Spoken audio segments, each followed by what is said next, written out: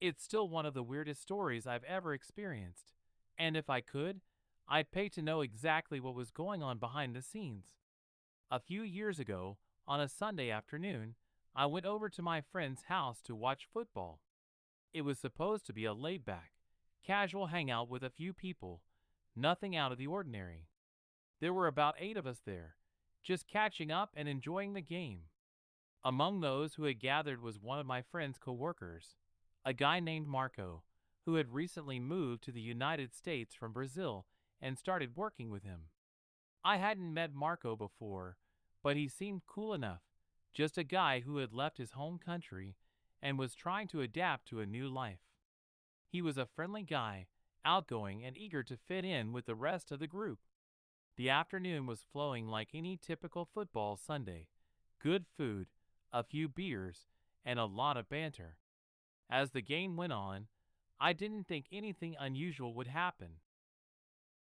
But then, a few hours into the day, something completely unexpected changed the course of everything. I was with one of my friends, and we decided to grab some drinks from the garage. We didn't think much of it, just heading down there to stock up for the rest of the night. We were chatting, laughing, and preparing for the second half of the game. But when we reached the door to the garage, everything went sideways. We opened the door, and there they were. My friend's fiancée and Marco, the Brazilian coworker, were in the corner of the garage, engaged in very rough sex. The sight of it completely blindsided us.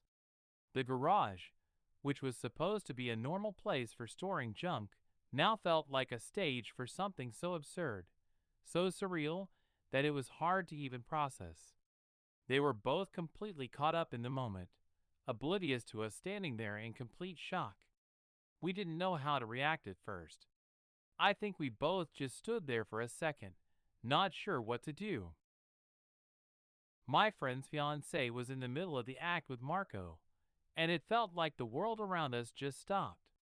It was like time froze for a few seconds. Then, we did what anyone would do in a situation like this. We yelled.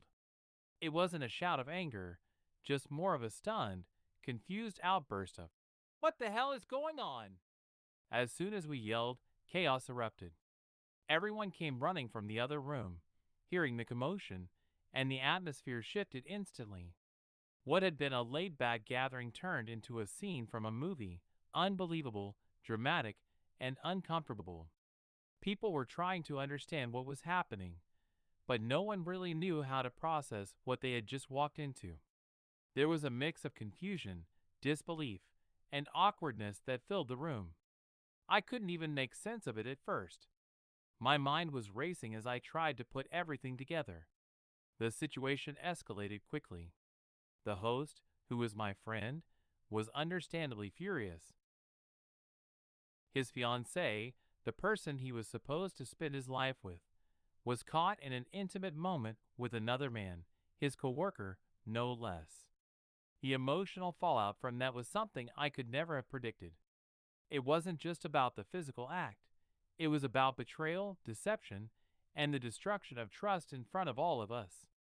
Marco, completely naked and caught off guard, immediately apologized, his face a mix of shame and confusion. The tension in the room was palpable, and it was clear that no one knew what to do next. There was a sense of urgency to make sense of what had just happened, but none of us knew how to handle it. The situation had gone from awkward to tense to downright surreal. I didn't know how long we all stood there, but it felt like an eternity. The room was filled with a whirlwind of emotions, anger, embarrassment, confusion, and a sense of betrayal that we all shared, even if we weren't directly involved. I couldn't help but wonder if anyone else had seen it coming. Could anyone have guessed that this was what was going on behind closed doors? But in that moment, it didn't matter. What mattered was what had just happened. What mattered was that everything was different now. The boundaries between friends and partners had been blurred in a way that no one could undo. The situation in the garage didn't calm down quickly. The initial shock of walking in on such an intimate, chaotic moment was overwhelming. The tension in the air was thick, and I could feel everyone in the room fumbling for something to say or do, but no one knew how to react. The host, my friend, was absolutely livid.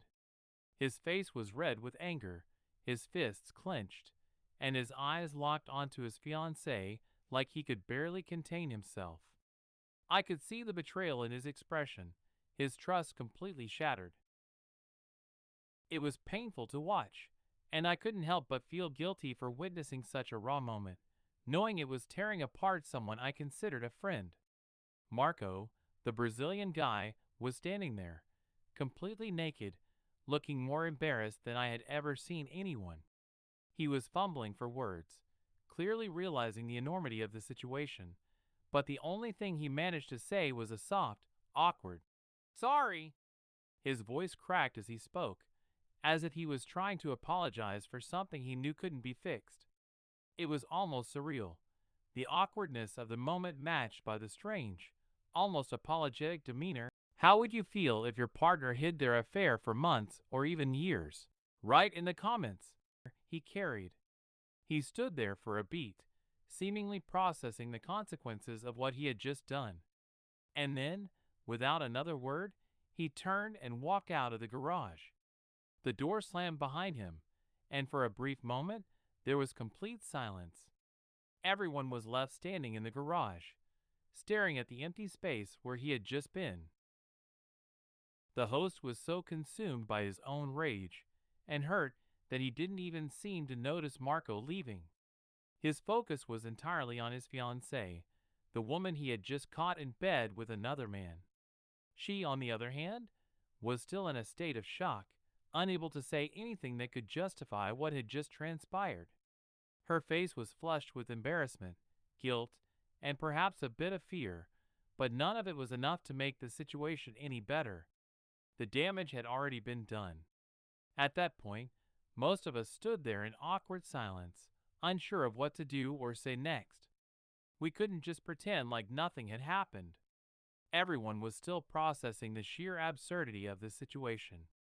Some of us exchanged glances, others stared at the ground, and no one made a move to comfort the host, though we could all tell he needed it.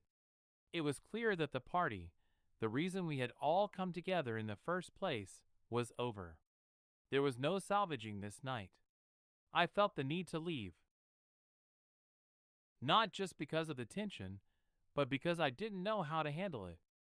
I wasn't close enough to either the host or the fiancé to get involved in the mess they had created. So, like everyone else, I started to inch my way toward the door, hoping to slip out without making things worse. A few other people followed suit, and soon the garage was empty except for the host and his fiancée. The anger and sadness that hung in the air was palpable. It felt wrong to leave them to their emotions, but there was nothing any of us could do to fix this situation. It was a mess that only they could clean up. The next day, my friend who had brought Marco to the party came over to talk to us. He seemed unusually quiet, almost guilty, but he wasn't exactly apologizing for what had happened. Instead, he told us that Marco had quit his job. He said that Marco had disappeared after that night, and no one had heard from him since. It wasn't just that he had quit, he'd practically vanished. No one had any idea where he went, or why he decided to leave so abruptly. It was bizarre. Here was a guy who had seemed so friendly, so eager to fit in, and suddenly he was gone without a trace. No one really understood why he would disappear so suddenly after such a chaotic night, but the more I thought about it, the more I realized that Marco was probably just as lost in all of this as anyone else. He had made a huge mistake, and I'm sure the guilt ate away at him. He had been caught in a trap, a twisted situation that he probably didn't know how to escape from. The guilt, the shame, the betrayal, it was too much for him to deal with, and so he left. I couldn't help but think that, in some strange way, he had gotten off easy. Sure, he had been caught in a humiliating situation, but he wasn't the one left to pick up the pieces. He wasn't the one who had to face the aftermath of the damage done. That was left to the host and his fiancée. But at least Marco had the decency to disappear. The host, on the other hand, had to sit with the consequences of his fiancee's actions and the emotional destruction that came with it. As for the fiancée, her life would never be the same. No one could pretend like nothing had happened. The tension between her and the host was unbearable, and it was clear that their relationship was fractured beyond repair. I could never forget the way she looked after Marco left, still in disbelief, still processing the weight of her choices.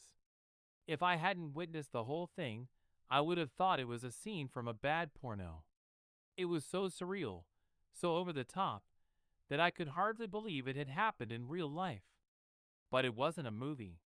It wasn't some far-off fantasy. It was real, and it had affected everyone who had witnessed it in one way or another. The whole situation was one giant mess of lies, manipulation, and broken trust. In the end, Marco's disappearance was just one part of a much larger and more complicated story.